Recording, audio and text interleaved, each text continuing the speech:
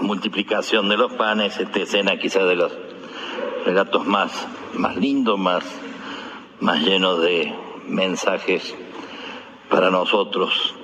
Este Señor que va buscando posiblemente la soledad con sus discípulos y se encuentra la multitud. Y es muy lindo este olvidarse de sí. Podría haberle dicho a esa multitud, miren, hoy día no.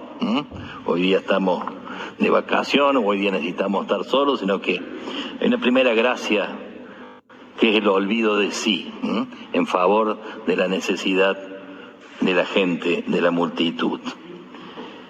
Dice allí que el Señor, levantando la vista, vio a una gran multitud y se dio cuenta que estaban hambreados, ¿no? Una multitud que necesitaba ayuda, ¿no? Y esto es un poco el desafío para nosotros. Una iglesia que salga de sus propios cenáculos, de los lugares chiquitos, es aceptar la provocación de los problemas del mundo. La iglesia logra su plenitud, su identidad, cuando acepta la provocación de los problemas del mundo, de las necesidades de la gente, el recuerdo y el hacernos cargo de los pobres y de los hambrientos. No es un apéndice del rito eucarístico, sino que es parte esencial de nuestra vida religiosa. Es condición necesaria para la validez de la iglesia. Una validez, digamos así, no sacramental, sino una validez existencial. Fíjense, la multitud allí, y entonces los discípulos que, interesante, se acercan y dicen al Señor, despedilos. Estuvieron trabajando allí, y después dice, despedilos. Fíjense, una frase fuerte. La iglesia no está llamada a despedir, la iglesia está llamada a acoger a todos, ¿no? A veces uno tiene tentación, justamente en este caso para los discípulos, parecía un gesto, una frase de sentido común, hasta podría parecer felicitarlo, decir, mira cómo te fijaste, te diste cuenta que esta gente ya llega el mediodía y no tiene nada que comer, pero en el fondo es una tentación de intimismo, ¿no? Es como que los discípulos decían, bueno, basta de tanta gente, que la encuentro con el Señor son cosa personal, desentendiéndonos de los demás, ¿no? Y el Señor les pesca la tentación y le dice, no solo esta gente no se va, sino que además tendrán que hacerse cargo y darles ustedes de comer, ¿no? Habrá dicho el discípulo, no sé para qué le fui a decir esto, ¿no? Le retrucó, denles ustedes de comer, y ahí comienza esta gracia de este milagro. Dice allí que el otro discípulo dice, acá hay un chiquito que tiene 5 panes y 2 peces, unos pescaditos, ¿no? Parece una frase casi irónica, como diciendo, con esto querés que demos de comer a esta multitud, ¿no? Pero interesante, Juan es el único que dice que aquí hay un niño, ¿no? Interesante, no es pasajero el tema. Un niño, o sea, solo un niño tiene la capacidad de dar todo. Yo creo que si hubiéramos tenido nosotros esos 5 panes y esos poquitos peces y vemos esa multitud y el Señor quiere que le entregue, capaz que hubiéramos escondido un pan en el bolsillo, o un pescado por allí, por adentro del saco, que después a las 2 horas iba a estar oliendo feo. O sea, hubiéramos dicho 5.000 con esto, no, al menos que no nos muramos de hambre nosotros, ¿no? Solo un niño comete la locura, entre comillas, de entregar todo, porque sabe que Dios no le va a dejar de seguir dando. Es la oración del Padre Nuestro.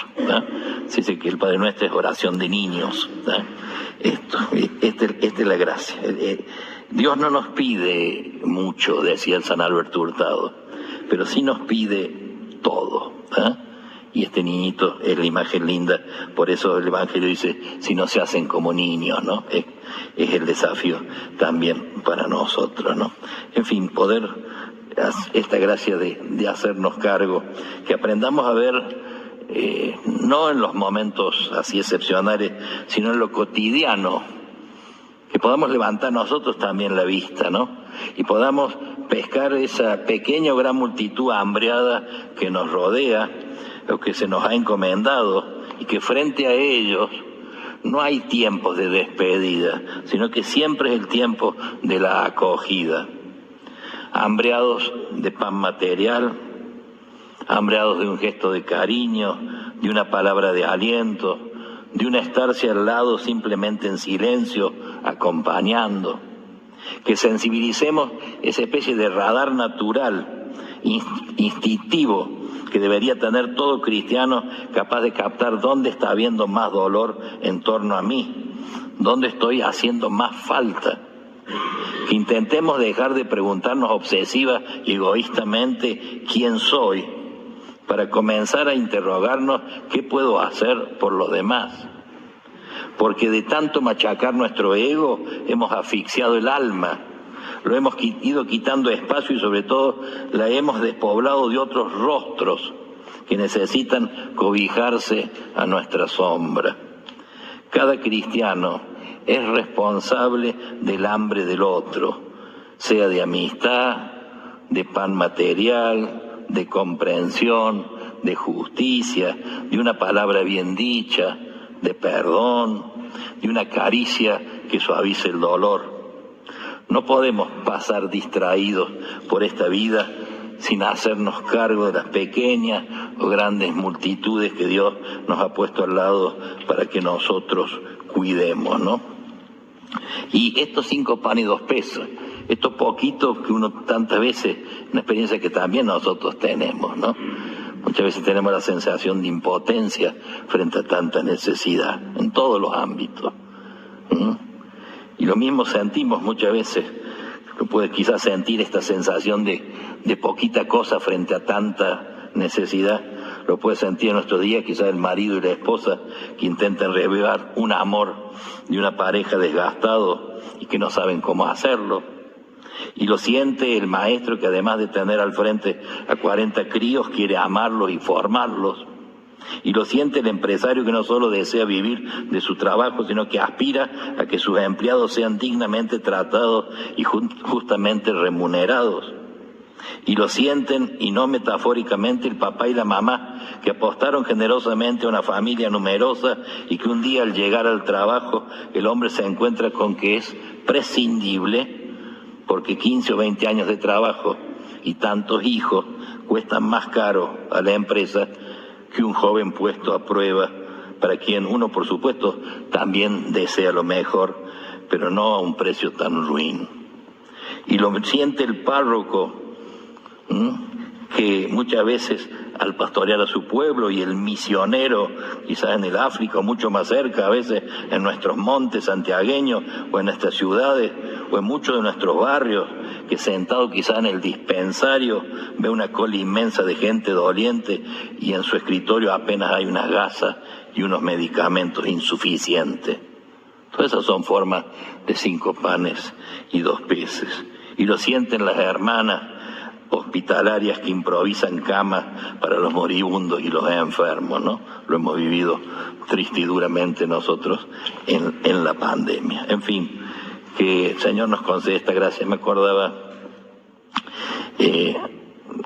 José Luis Martín Descalzo contaba a raíz de este evangelio una experiencia que él tuvo en una parroquia en donde se iba a representar en el teatrito de la parroquia esta escena de la multiplicación de los panes, ¿no? Y entonces él dice ahí que de golpe en la platea, no arriba, sino entre los bancos, apareció una persona desastrada, cuidadosamente vestida, de una pobreza vulgar. Dijéramos dicho cariñosamente, ¿no? Un linchera, ¿no? Así de despreciable, así de compasible. Es decir, como que en vez de aparecer arriba, empezó a como recorrer los asientos. Y de pronto aparecieron 2 grupos bien diferenciados que porfiaban la solución para aquella persona. Por un lado, unos ejecutivos, con agenda y secretaria, daban vueltas ante aquel pobre de solemnidad. Iban dictando recetas llenas de palabrería vacío. Es preciso fijar una fecha para concretar un calendario en el que convocar a una reunión, marcando las prioridades de una actuación multisectorial, a fin de crear una comisión que estudie la aproximación al problema y realice una memoria comparativa con otros casos semejantes, tras un cotejo in situ del panorama internacional. dietas, viajes, galas y cena y bla, bla, bla, mientras aquel pobre se iba muriendo de hambre y de indignidad. Junto a estos tecnócratas del cuento y de la comisión aparecieron los santurrones de una religiosidad mágica y crédula. Que haga Dios el milagro, repetían sin cesar, como queriendo forzar al Altísimo a una actuación automática, eficaz y a buen precio, mientras no dejaba de abrumar al paria andrajoso con demasiadas palabras, con demasiada prédica y ningún pan. Finalmente apareció alguien con túnica blanca, lleno de respeto, de ternura y de dulce autoridad. Y fijándose en los santurrones y en los ejecutivos, les dijo: denles ustedes de comer. Unos y otros se escandalizaron. Los ejecutivos por miedo a perder su curro, y los santurrones por temor a quedarse sin intercesión. Pero ese curro interesado y aquellos rezos mojigatos no abrazaban a aquel hombre, no le lograban mirar en su mendiga verdad. Vivían de él, a costilla de él, para engordar sus fines, adelgazando a quien decían ayudar. Y ocurrió en verdad esto en el escenario de aquella campiña a la orilla del lago de Genesaret, cuando una muchedumbre hambrienta se abalanzó sobre los discípulos y ellos les querían despedir para que no les complicasen la vida ni les aligerasen la bolsa. Jesús les provocó esto mismo: denles ustedes de comer. No era un problema de Dios nada más, no era un problema de las autoridades únicamente, era un problema de ellos, porque aquella hambre Jesús se la confiaba a sus discípulos. Ellos pusieron la poquedad de unos panes y peces, y con eso el Señor repartió su grandeza hasta la saciedad. Y concluye diciendo descalzo: cada generación tenemos que habérnosla con esa escena evangélica, porque tenemos delante los pobres que Dios nos da, y nos hace responsables de su hambre hasta decirnos a nosotros también: denles ustedes de comer.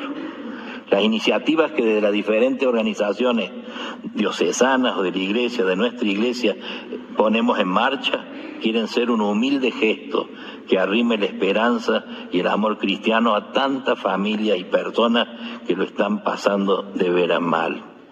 Ni tecnócratas ni santurrones, sino gente comprometida con el hombre desde el Evangelio a flor de piel, por amor a Dios y por amor a cada persona.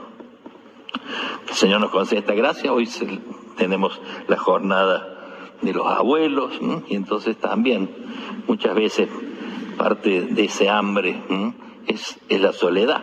Cuando la Madre Teresa llegó a Nueva York, venía de Calcuta, un periodista paspado se le acercó, dijo: Madre Teresa, se acabó el hambre en Calcuta, como diciendo: ¿qué hace en Nueva York? Diciendo, la Madre Teresa, a lo Madre Teresa le dijo: no, dice, vengo a buscar la peor de la pobreza, que es la soledad. Todavía le están sacando el micrófono, se lo trago el pobre. Bueno, la soledad, muchas veces, el desafío nuestro es como saber valorar. El Papa pone la mirada en los niños y en los abuelos, ¿no? Porque los abuelos, sobre todo, cuidar las soledades de nuestros abuelos, de nuestros ancianos, ¿no? Se dice que nuestros ancianos necesitan muy poco, pero ese poco lo necesitan mucho.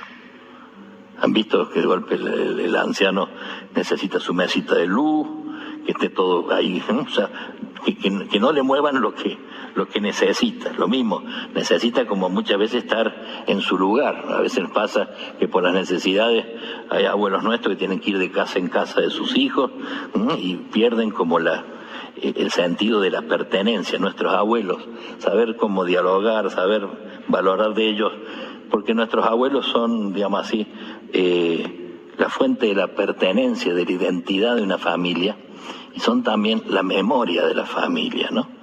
Es muy lindo cuando nuestros abuelos cuentan, quizás por enésima vez, una vez lo he escuchado 10 veces, pero no hace bien volver a escuchar, cómo se conocieron, la lucha de su trabajo, muchos de ellos cómo vinieron quizás de Europa en sus barcos, con mucha pobreza, cómo se fueron haciendo, en fin, historias. Nos hace bien el escuchar de nuestros abuelos las historias, las lindas y también las dolorosas, ¿no?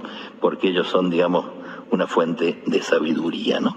Así que bueno, que hoy día, en este día y en esta hermosa parroquia de San Joaquín y Santana, que son los abuelos de Jesús, los papás de la Virgen, según la tradición, que hoy día podamos también levantar la mirada y ver quiénes son aquellos abuelos, comenzando por los de la propia sangre, ¿no?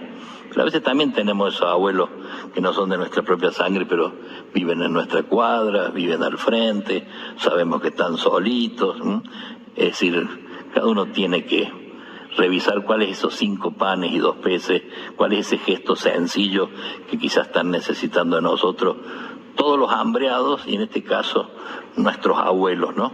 Que a veces son hambreados de soledad, hambreados de ternura, hambreados de necesidad de compañía y de cariño. Pedimos por todos ellos y le agradecemos todo lo que nuestros abuelos, nuestros ancianos, nos han enseñado a lo largo de la vida. Pedimos a la Virgen, ella que habrá aprendido mucho de San Joaquín y Santana, que ella también nos ayude a saber nosotros escucharlo con mucho cariño. Que así sea.